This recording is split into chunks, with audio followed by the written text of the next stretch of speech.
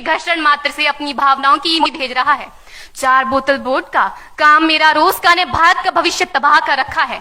हम ना एक ऐसे समाज में जीते हैं जहां लड़कों से बात करता देख जो भाई हड़काते हैं, लड़कों से बात करता देख जो भाई हड़काते हैं, वही भाई अपनी गर्लफ्रेंड के किस्से घर में हंस हंस कर सुनाते हैं। और मैं बता दूं, महिला सुरक्षा के मामले में हम आज भी चौथे नंबर पर आते हैं।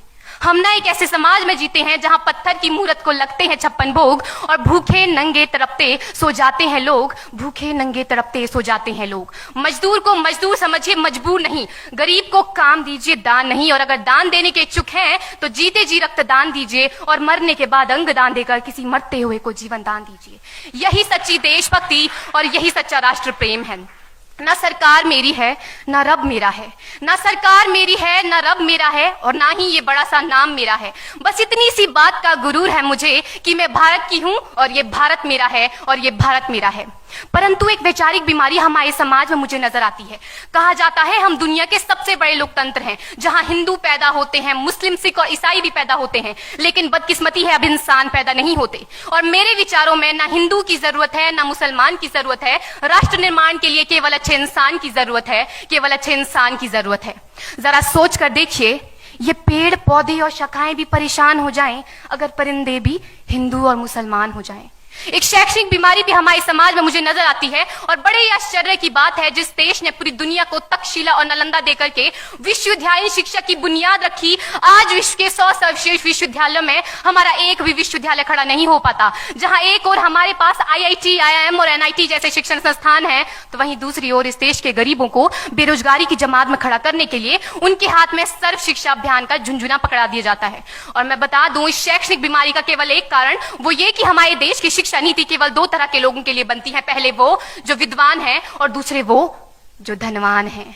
इसी तरह की कई गजब की बीमारियां हैं, और इन बीमारियों की जो जड़ है ना, वो हमारा अंधविश्वास। और मेरे विचारों में जब तक इस देश का युवा अपनी सफलता के लिए मंदिरों में जा जाकर नारियल फोड़ फोड़ कर भगवान को रिश्वत लगाता रहेगा, हमारे समाज का शिक्षित वर्ग ही बिल्ली के रास्ता काटने पर खड़े हो जाना, अपने धर्म अपनी जाति को ऊंचा मानकर दूसरों के धर्म की अवहेलना करता रहेगा, तब तक ना तो इस देश से अंधविश्वास खत्म होगा और ना ही हमारा राष्ट्र निर्माण संभव होगा। हमारी संस्कृति, हमारी सभ्यता को दुनिया ने शीश नवाया है, तो क्यों आस्था के नाम पर हमने अंधविश्वास फैलाया है? मेरे विचारों में हमारा राष्ट्र निर्माण तब संभव होगा जब इस देश में महिलाओं की पूजा नहीं, उनकी इज्जत की जाएगी। राष्ट्र निर्माण तब संभव होगा जब हम जाति का आरक्षण नहीं बल्कि सामाजिक सशक्तिकरण पर बात करेंगे। राष्ट्र निर्माण तब संभव होगा जब स्वच्छता अभियान में केवल सरकार नहीं बल्कि सड़क पर चलने वाला हर एक नागरिक हाथ बंटाएगा, स्वच्छ भारत स्वस्थ भारत को दिल से अपनाएगा। असल मायने में हमारा राष्ट्र निर्माण तब संभव होगा जब एक गरीब बच्चा मध्याह्न भोजन के नहीं बल्कि ज्ञान अर्जन के लिए सरकारी स्कूल की चौखट पर कदम रखेगा। और हमारा राष्ट्र निर्माण तब तक संभव नहीं होगा जब तक एक नागरिक नैतिक रूप से सटीन, चारित्रिक रूप से भ्रष्ट, मानसिक रूप से दिवालिया, धार्मिक रूप से अंधा, राजनीतिक रूप से गंदा, स्वैच्छिक मान मूल्यों के आंकड़ों में जिन्न शिन्न पैपंदमयी अखंड भारत को खंड खंड करता रहेगा। तब तक हमारा राष्ट्र निर्माण संभव नहीं होगा। बड़ी बड़ी बातें नहीं, छोटी छोटी कोशिशें करनी होगी, क्योंकि ठोकर हमें पहाड़ से नहीं पत्थरों से लगा करती है। I being an Indian, I being a student, I being a symbol daughter of this motherland feel proud to be an Indian। और मैं सैल्यूट करना चाहूंगी सरहद पर दिन रात हमारी रक्षा के लिए खड़े हर उस जवान को, इस देश की पुलिस, प्रशासन और किसान को, और इस देश के हर उस व्यक्ति को जो अपना काम पूरी ईमानदारी, पूरी मेहनत और पूरी लगन से करते हैं, जिनके बिना राष्ट्र निर्माण की कल्पना करना भी असंभव सा लगता है। और आज इस मंच पर पूरी जिम्मेदारी के साथ मैं भारत की बेटी ये कहती हूं कि हमारा राष्ट्र निर्माण तब संभव होगा जब हम सभी, मैं, आप, हम सब मिलकर प्रयास करेंगे, क्योंकि हमारे देश की जिम्मेदारी नहीं है हमें आगे ले जाने की, हमारी जिम्मेदारी है अपने देश को आगे ले जाने की, अपने राष्ट्र को आगे ले जाने की, अपने वतन को आगे ले जाने की।